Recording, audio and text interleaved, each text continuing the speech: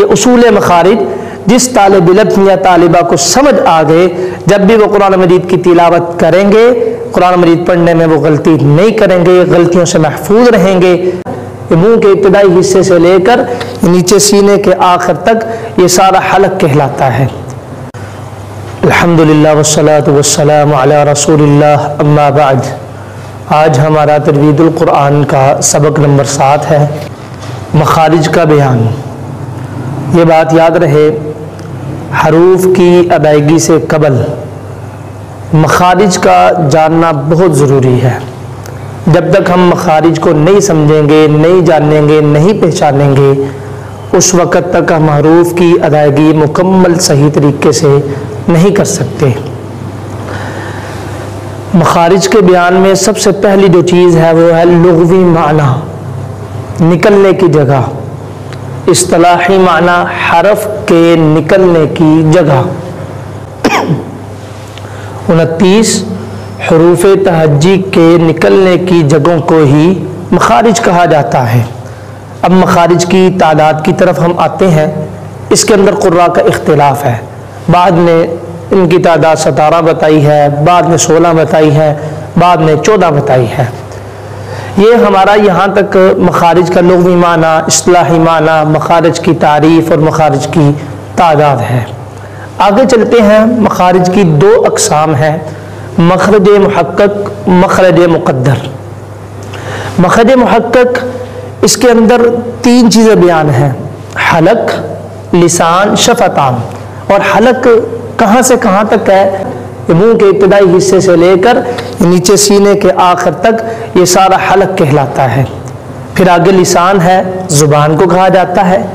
آگے شفتان ہے، ہونٹوں کو کہا جاتا ہے۔ یعنی آپ اگر تلاوت کر رہے ہیں، تلاوت کرتے کرتے آپ کسی معین جگہ پر رک جاتے ہیں، اس کو مخرج محقق کہتے ہیں۔ اور مخرج مقدر میں 2 چیزیں بیان ہیں، جوف دہن اور خیشوم۔ جوف دہن کہتے ہیں منہ کے خالی حصے کو، پیٹ کو، اور اسی طرح خیشوم یہ ناک کے باندھے کو کہا جاتا ہے۔ یہاں سے لے کر یہاں تک یہ سارا حصہ خیشوم کہلاتا ہے۔ اس کے اندر یہ ہے کہ کسی معین جگہ پر تلاوت کرتے وقت آپ کی آواز نہیں رک رہی، اس کو مخرج مقدر کہا جاتا ہے۔ مخرج محقق جہاں آواز رک جائے، تلاوت کرتے کرتے معین جگہ پر آپ کی آواز رک گئی، اس کو مخرج محقق کہیں گے۔ اس کا تعلق 3 چیزوں سے ہے، حلق، لسان اور شفتان۔ آواز آپ کی نہیں رک رہی، آپ گناہ کر رہے ہیں، ان اللہ وملائکتہ، یہ غنّے پر آپ کی آواز نہیں رکی، آواز جاری ہے، اور خیشوم سے اس کا تعلق ہے، آواز رکی نہیں ہے، تو مخرج مقدر کہلائے گا۔ آگے اصول مخارج، یہ اصول سمجھنے بڑے ضروری ہیں، ان کی تفصیل آگے چل کے اسباق میں ہم بیان کریں گے۔ یہ نقشے کے طور پر مختصر چیز آپ کو میں سمجھا دیتا ہوں۔ اصول مخارج 5 ہیں، اصول مخارج 5 ہیں، حلق، لسان، شفتان، جوف دہن، خیشوم۔ حلق میں مخرج 3 ہیں، لسان میں 10 مخرج ہیں، شفتان میں 2 ہیں، جوف دہن میں 1 ہے، خیشوم میں بھی 1 ہے۔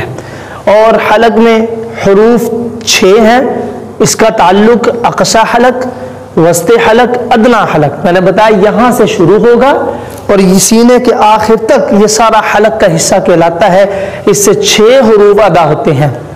آگے لسان، اس میں 18 حروف ہیں۔ آگے شفتان میں حروف 4 ہیں، جوف دہن میں 3 ہیں، خیشوم میں 2 حروف ہیں۔ یہ اصول مخارج جس طالب علم یا طالبہ کو سمجھ آ گئے، جب بھی وہ قرآن مجید کی تلاوت کریں گے، قرآن مجید پڑھنے میں وہ غلطی نہیں کریں گے، غلطیوں سے محفوظ رہیں گے۔ یہی ہمارا اصل مقصد ہے کہ آپ تک ہم تجوید کے اصول پہنچا دیں، قواعد پہنچا دیں، ان کی صفات، حروف کی پہچان کروا دیں، تاکہ آپ قرآن کو اچھے انداز سے عربوں کے لہجے کے اندر پڑھنے کے ماہر ہو جائیں۔ ہماری بھی دنیا بن جائے گی، آپ کی بھی بن جائے گی، آخرت بھی اچھی ہوگی، ہماری بھی اچھی ہو جائے گی۔